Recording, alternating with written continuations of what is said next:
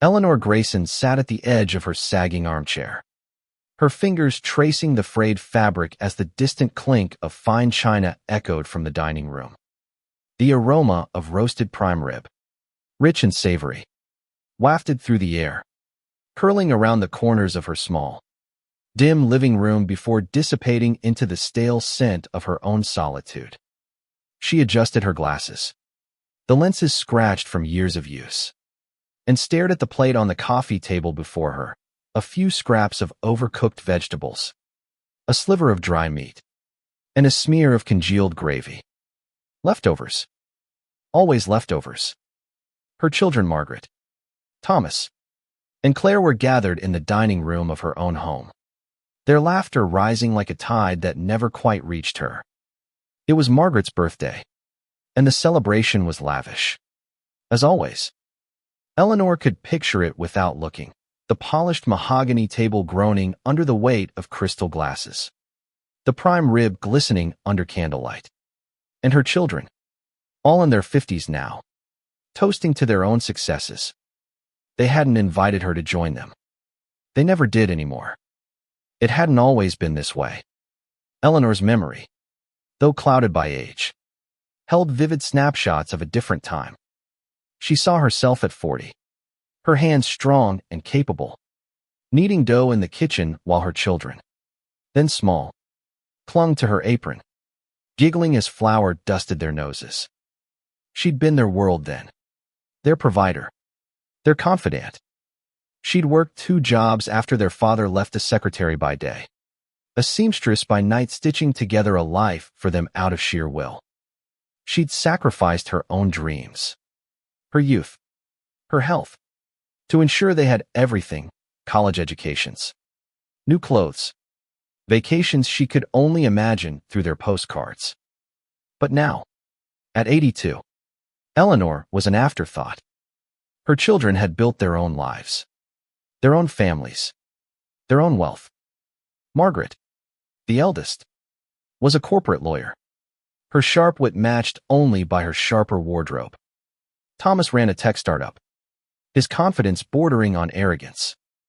Claire, the youngest, was a professor, her life filled with books and accolades. They were successful, polished, proud.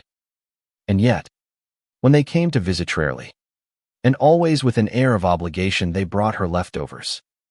Not just food, but their time, their attention, their love, scraps of what they gave to others. Eleanor pushed the plate away, her appetite gone. The laughter from the dining room grew louder, punctuated by the clink of wine glasses. She closed her eyes, letting the sound wash over her, and remembered the day she'd moved into this house. It was 1975, and she'd scraped together every penny for the down payment. A modest but proud home for her and her children. She'd imagined growing old here, surrounded by grandchildren, her days filled with warmth and connection. Instead, the house felt like a mausoleum, its walls heavy with the weight of unfulfilled expectations. She stood slowly, her joints protesting, and shuffled to the window. Outside, the autumn leaves glowed under the streetlights, their colors muted by the evening chill. Eleanor's reflection stared back at her, a frail silhouette against the glass. Her silver hair was thin now, her face etched with lines that told a story of resilience and regret. She wondered when she'd become invisible to her children. Was it when they'd moved out? When they'd started their own families? Or was it gradual? A slow fading like the ink on the letters she used to write them, now tucked away in a drawer, unanswered. The dining room door opened, and Margaret's voice cut through the air. "Mother, are you still awake?" The tone was polite but clipped, the kind reserved for formalities. Eleanor turned, forcing a smile. Margaret stood in the doorway, her silk blouse catching the light, a glass of wine in her hand. She was 56, her dark hair streaked with gray, her eyes sharp and assessing. "I'm here," Eleanor said softly, her voice steady despite the ache in her chest. Margaret glanced at the untouched plate on the table. "You didn't eat," she said. Not quite a question. Not quite a concern. "We saved you some leftovers from dinner. It's good. You know. Prime rib." Eleanor's smile tightened. "I'm not hungry." She lied. The truth was too heavy to speak, that the leftovers weren't just food, but a symbol of how little they thought of her now. She was the one who'd taught them to cook, who'd shown them how to season a roast, how to set a table with care. And yet, here she was, relegated to scraps while they feasted. Margaret shrugged, already turning back to the dining room. "Suit yourself. We'll be leaving soon. Busy week ahead." She disappeared, the door swinging shut behind her. Eleanor sank back into her armchair, her hands trembling. She wasn't angry. Not exactly. It was something deeper. A bone-deep disappointment that had been growing for years. She'd given them everything. And in return, they'd given her this, a plate of cold remnants. A few hours of their time. A house that felt more like theirs than hers. She reached for the small notebook on the side table, its pages yellowed and curling. It was her ledger, a habit she'd kept since her working days, tracking every expense, every sacrifice. She flipped it open, her eyes scanning the entries. Margaret's tuition, $12. 000. 1985 inch. Thomas's car, $3. 500. 1988 inch. Claire's study abroad, $8. 000. 1990. The numbers blurred as tears welled in her eyes. She'd never asked for repayment, never expected it. But she'd hoped for something else: gratitude, respect, love that wasn't measured in leftovers. As the laughter from the dining room faded and the sound of car engines hummed outside, Eleanor made a decision. It wasn't born of spite, but of clarity. She'd spent her life giving. And now, at the end of it, she would take something back, not for herself, but for the principle of it. She would leave them something to remember her by, something that would force them to confront what they'd taken for granted. She picked up her pen, her hand steady now, and began to write. Not in the ledger, but on a fresh sheet of paper, the words flowing with a quiet determination. She wrote of her love for them, her pride in their successes, but also her pain, the ache of being sidelined, of being fed scraps while they dined on the best.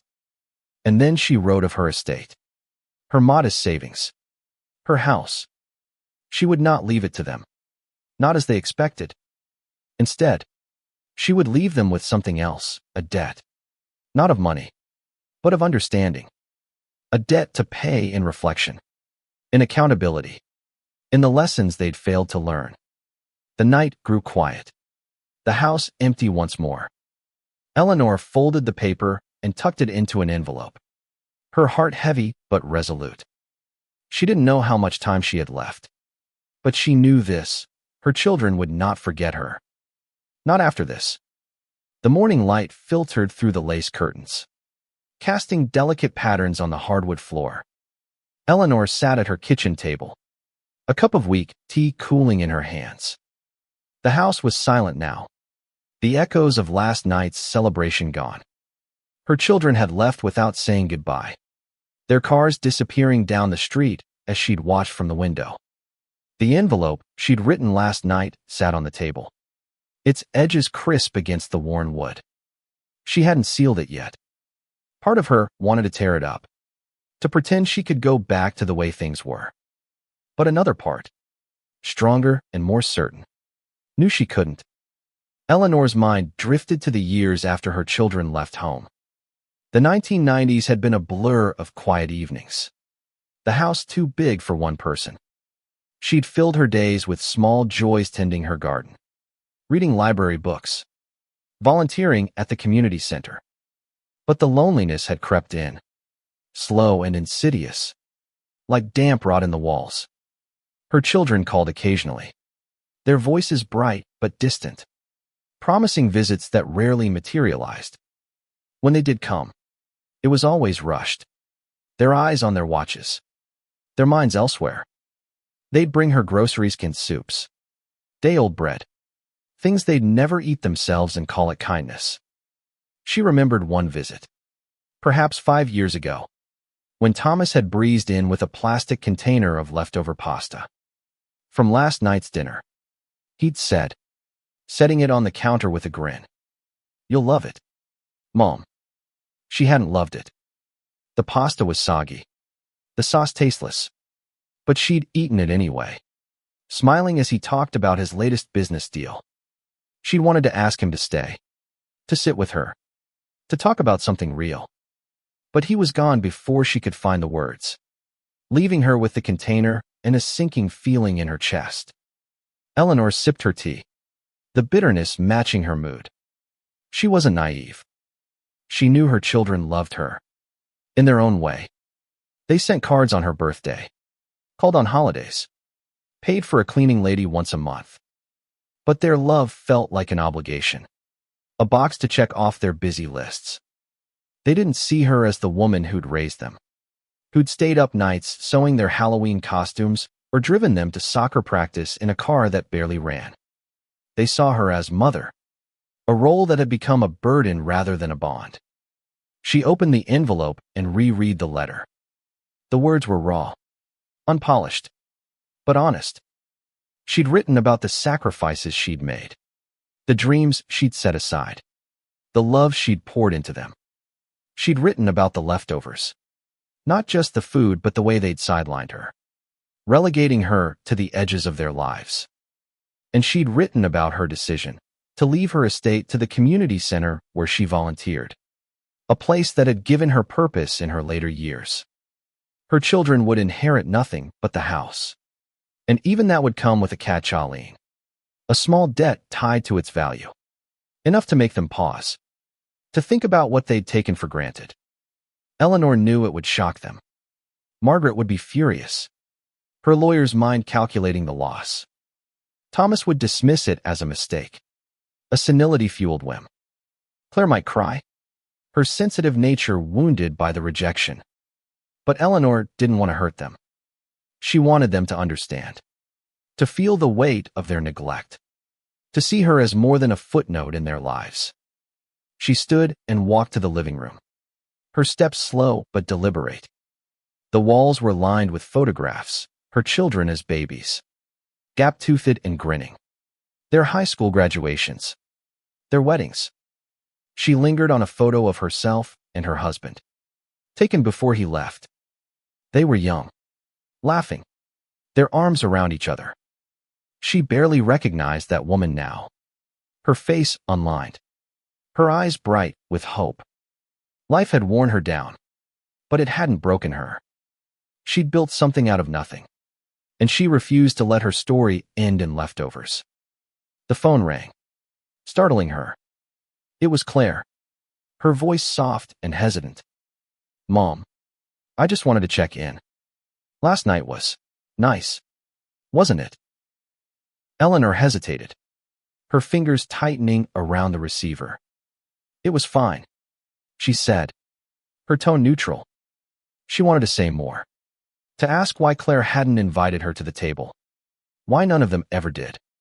But the words caught in her throat, heavy with years of unspoken hurt.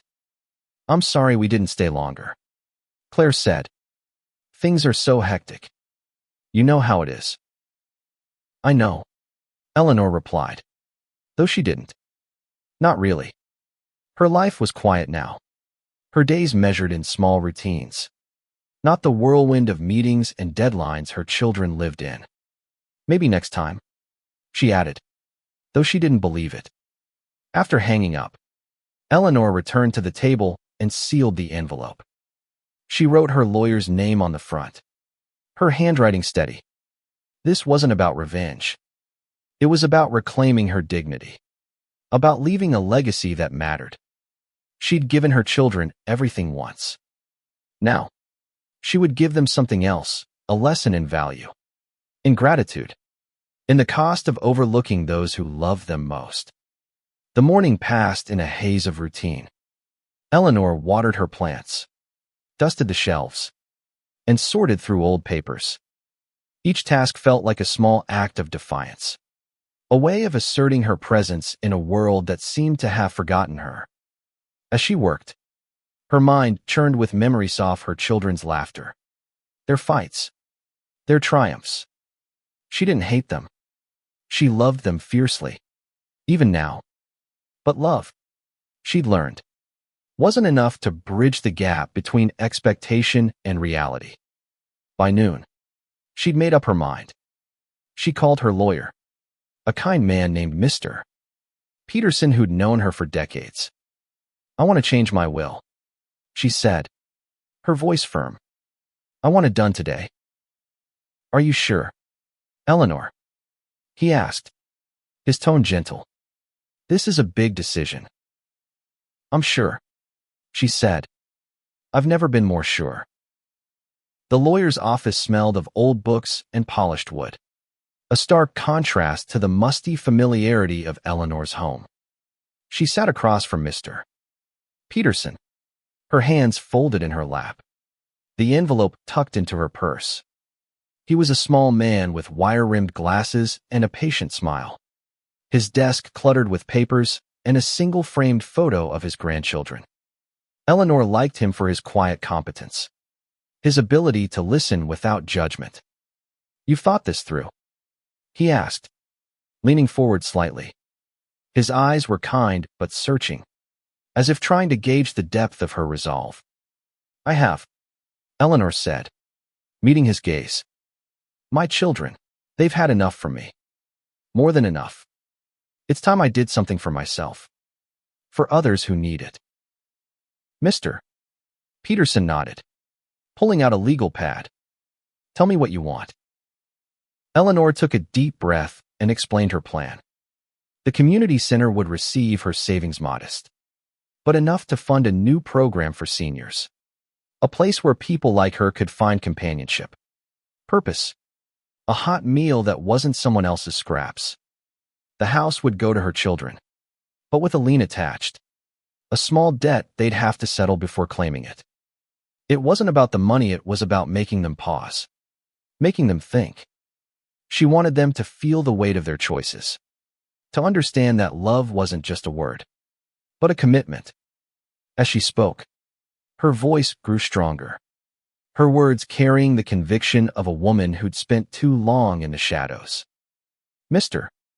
Peterson scribbled notes, asking questions to clarify details, but he didn't try to dissuade her. When she finished, he leaned back, his pen tapping lightly against the pad. "This will surprise them," he said carefully. "They might not take it well."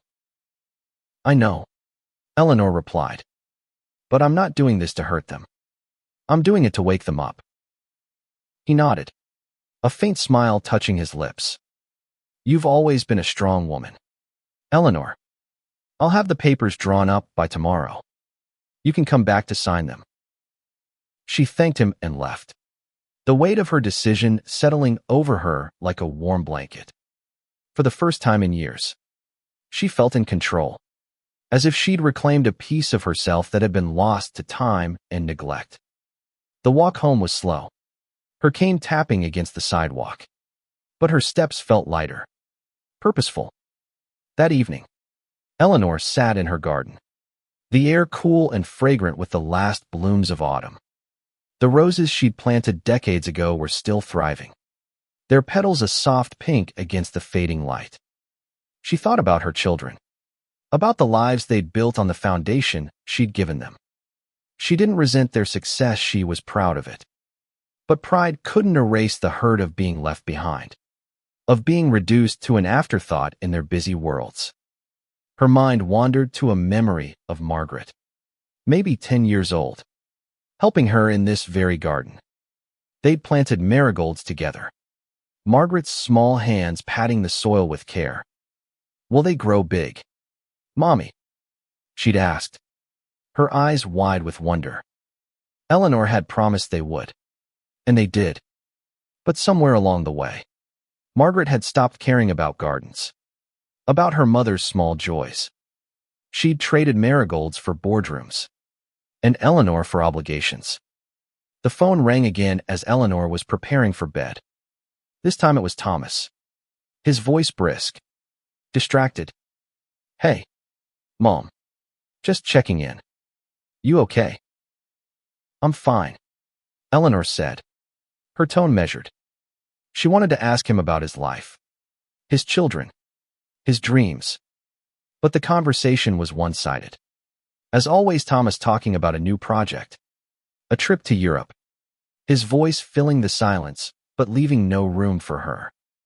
"Gotta run," he said after a few minutes. "Talk soon." "Okay." "Sure," Eleanor said, but he was already gone. She set the phone down, her heart aching with a familiar pang. She wondered if he'd even notice she was gone when the time came, or if he'd just send flowers to the funeral and call it closure. In bed, Eleanor lay awake, staring at the ceiling. The house creaked around her. It sounds as familiar as her own heartbeat. She thought about the community center, about the people she'd met there, other seniors, some alone like her, others with families who visited regularly. She thought about the meals they shared, the stories they told, the laughter that filled the room. It wasn't her children's laughter, but it was real, warm, shared. It was enough. She closed her eyes, picturing the program her money would fund. A place for people to belong, to be seen, to be valued. It wasn't a grand gesture, but it was hers. And in that moment, Eleanor felt a peace she hadn't known in years. She wasn't just leaving a debt for her children, she was leaving a legacy for others. A reminder that even those who felt invisible could still make a mark. The next day, she returned to Mr. Peterson's office and signed the papers. Her hand trembled slightly, not from doubt, but from the weight of finality. As she left, she felt a quiet strength, a sense that she'd done something right, something true. Her children would learn, one way or another. And she, at last, would be free. Weeks passed, and the autumn deepened, the leaves falling in earnest now, blanketing Eleanor's garden in shades of crimson and gold. She went about her days with a quiet resolve, her decision giving her a sense of purpose she hadn't felt in years. The envelope was gone, safely in Mr.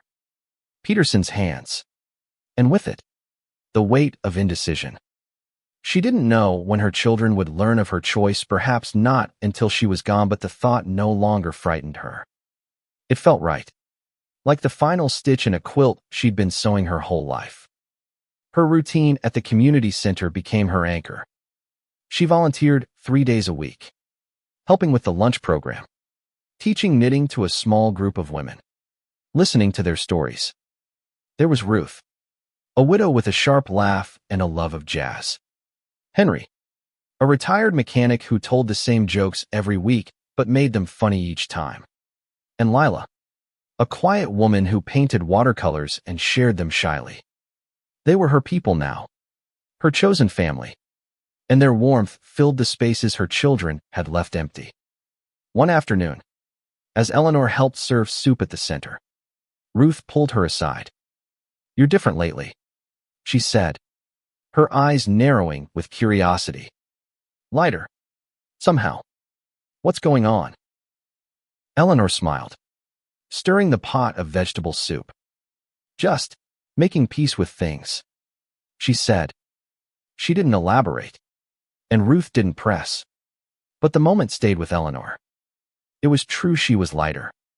The hurt was still there, a dull ache that flared when she thought of her children. But it no longer defined her. She was more than their mother, more than the woman who'd been fed leftovers. She was Eleanor Grayson, and she had a story of her own. That evening, Margaret called unexpectedly. Her voice was tense, not the usual polished calm. "Mom, we need to talk," she said. "Can I come by tomorrow?" Eleanor's heart quickened, a mix of hope and dread. "Of course," she said. "What's wrong?" It's complicated, Margaret said, her tone evasive. I'll explain when I get there. The next day, Margaret arrived alone, her face drawn, her suit slightly wrinkled, a rare imperfection. She sat at the kitchen table, declining Eleanor's offer of tea. Mom, I've been going through some papers, she began. Her voice clipped. Financial stuff. And I found something odd about the house. Eleanor's stomach tightened. She hadn't expected this so soon. What about it? She asked, keeping her tone neutral. Margaret hesitated, her fingers tapping the table. There's a lien on it. A small one. But it's there. Did you know about this? Eleanor met her daughter's gaze, her heart pounding but her voice steady. Yes, she said simply. I put it there. Margaret's eyes widened, a flash of disbelief crossing her face. You? What? Why would you do that? Eleanor took a deep breath, choosing her words carefully. Because I wanted you to think, Margaret, all of you, about what this house means, what I've given you, what you've given me in return. Margaret stared at her, speechless for once. The silence stretched, heavy with unspoken questions. Finally, she said, this is about us, isn't it? You think we've, what, neglected you? Eleanor didn't flinch. I think you've forgotten me, she said quietly. Not entirely, but enough. You come here. You bring me leftovers. You check your watches and leave. I raised you to be better than that. Margaret's face flushed, a mix of anger and guilt.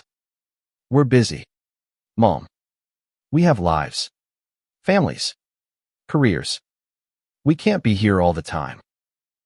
I never asked for all your time, Eleanor said, her voice soft but firm. I asked for your respect, for your presence, for a seat at your table, not the scraps from it. Margaret looked away, her jaw tight. So this is your revenge. A lien on the house. What's next? Cutting us out of your will. Eleanor didn't answer. She didn't need to. The truth hung between them, sharp and undeniable. Margaret stood, grabbing her purse. I need to talk to Thomas and Claire about this, she said, her voice cold. We'll figure it out. After she left, Eleanor sat alone, her hands trembling. She'd expected anger, but the reality of it stung. Still, she didn't regret her words. For the first time, she'd spoken her truth, and it felt like a weight lifted, even if it came with pain. That night, she wrote in her notebook again. Not a letter this time, but a reflection. She wrote about the community center, about Ruth's laugh and Henry's jokes, about the life she was building without her children's approval. She wrote about the lien, the will, the legacy she was leaving. And she wrote about love, not the kind that demanded repayment, but the kind that set boundaries, that valued itself enough to walk away when it wasn't returned. The days that followed were quiet, but Eleanor felt a shift. She wasn't waiting anymore, not for her children to change, not for their approval, not for their leftovers. She was living, fully and unapologetically, for herself. Winter crept in, the air sharp and brittle, frosting the edges of Eleanor's windows. She bundled herself in a thick sweater, her breath visible in the chilly morning light as she sipped her tea. The confrontation with Margaret had left a mark, a quiet bruise on her heart, but it hadn't shaken her resolve. If anything, it had strengthened it. She'd spent too many years swallowing her hurt, smiling through the neglect. Now, she was done pretending. The community center was busier now, the holiday season bringing more visitors, more need.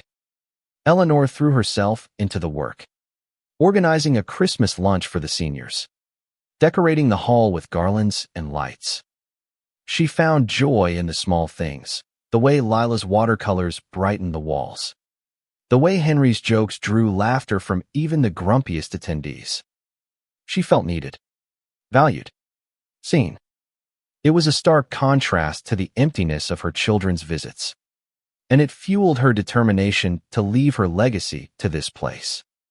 One evening, as she was locking up the center, Claire arrived unexpectedly. She stood in the parking lot, her coat pulled tight against the cold, her face pale and uncertain. "Mom," she said softly, "can we talk?" Eleanor nodded, leading her inside. They sat in the empty hall, the Christmas lights casting a warm glow. Claire fidgeted, her hands twisting in her lap. "Margaret told us about the lien," she said finally. "And the will. She said you're giving everything to this place." Eleanor waited, letting the silence settle. Claire's eyes were wet, her voice trembling. "I don't understand. Mom, why would you do this? Don't you love us?" The question hit Eleanor like a blow, but she kept her composure. "I love you more than you know," she said, her voice steady. "But love isn't just giving. It's seeing. Claire, it's valuing. I've spent my life giving to you, to all of you. And what I've gotten back is leftovers. Cold, half-hearted scraps of your time, your care." Claire's tears spilled over, but Eleanor continued, her words gentle but unyielding. "I don't want to hurt you. I want you to see me, really see me, before it's too late. This place," she gestured to the hall, "it's where I've found meaning. It's where I'm not invisible." Claire sobbed quietly, her head bowed. "I didn't know you felt this way," she whispered. I thought we were doing enough." Eleanor reached out, touching her daughter's hand. "Enough isn't a plate of leftovers, Claire. It's not a rushed phone call or a visit when it suits you. It's being present. It's remembering who I am, not just what I've done for you." Claire nodded, wiping her eyes. "I'm sorry, Mom. I want to do better." Eleanor squeezed her hand, a flicker of hope stirring in her chest. "Then do better," she said simply. "Not for me, but for yourself. For the kind of person you want to be." Claire left soon after, promising to talk to her siblings, to try to mend things. Eleanor didn't know if she would, but the conversation felt like a crack in the wall that had grown between them. It wasn't a resolution, but it was a start. The weeks that followed were a blur of holiday preparations. Eleanor poured her energy into the community center, her heart lighter with each day. But she couldn't shake the thought of her children, of the confrontation that was likely coming. She knew Margaret and Thomas wouldn't take her decision as quietly as Claire. They'd fight it, maybe even resent her. But she was ready. One snowy afternoon, Thomas called. His voice was sharp. "All business. Mom, we need to meet. All of us. This thing with the Willets not right. We're your family." Eleanor's heart sank, but she held firm. "Come to the house," she said. "Tomorrow.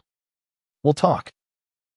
The next day, they arrived together, Margaret, Thomas, and Claire, their faces a mix of anger, confusion, and guilt.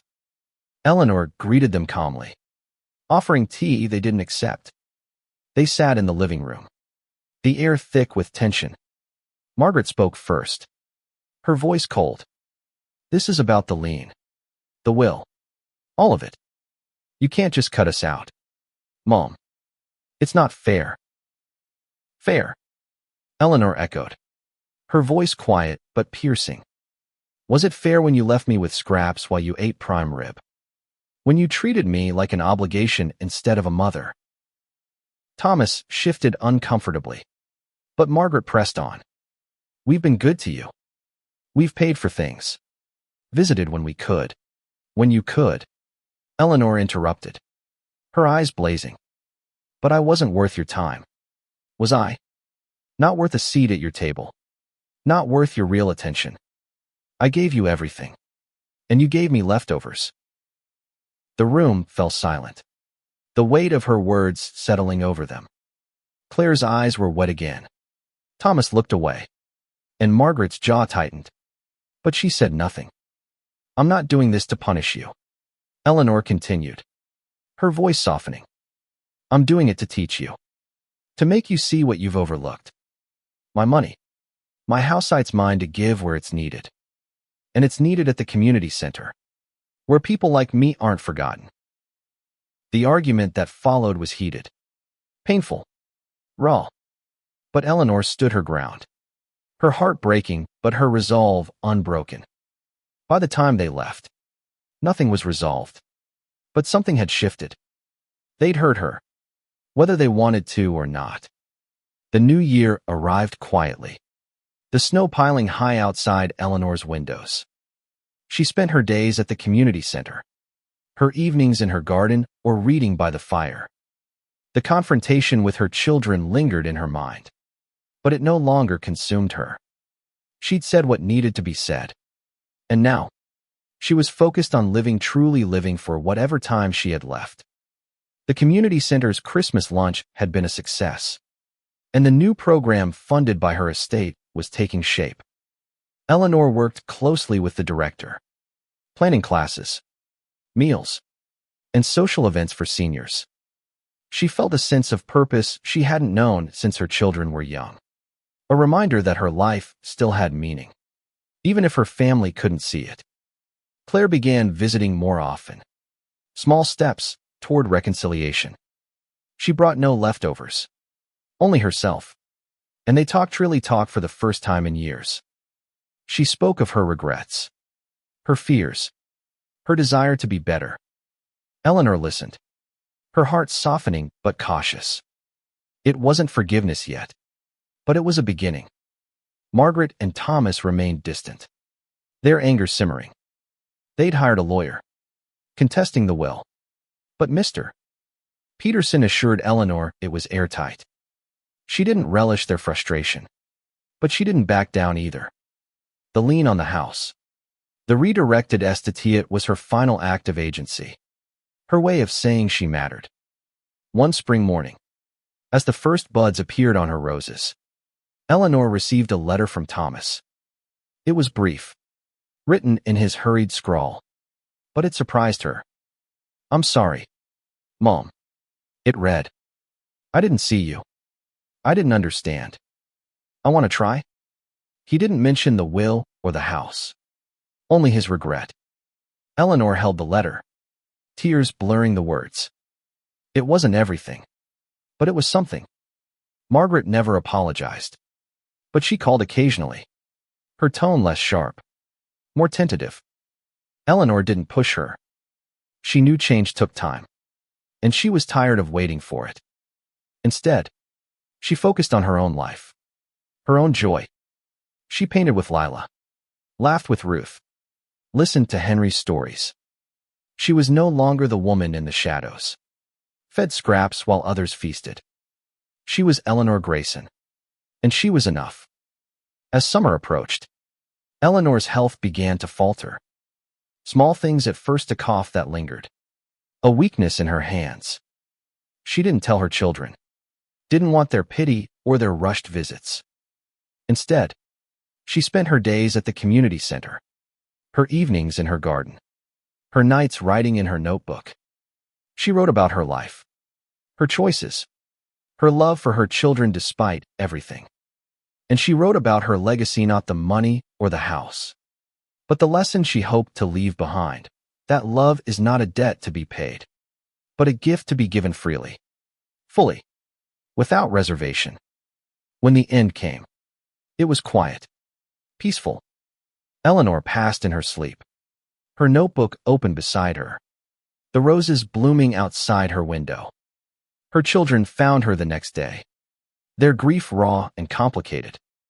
They read her letter, her will, her notebook, and for the first time, they saw her not as their mother, but as Eleanor, a woman with her own story, her own strength, her own heart. The community center thrived. Its new program a beacon for others like her. The house was sold. The lien settled. The debt a small but poignant reminder of what they'd overlooked. And in their own ways, Margaret, Thomas, and Claire began to change not because of the money, but because of the woman who'd loved them enough to demand they do better. Eleanor's legacy wasn't in the things she left behind, but in the truth she'd spoken, the boundaries she'd set, the life she'd reclaimed.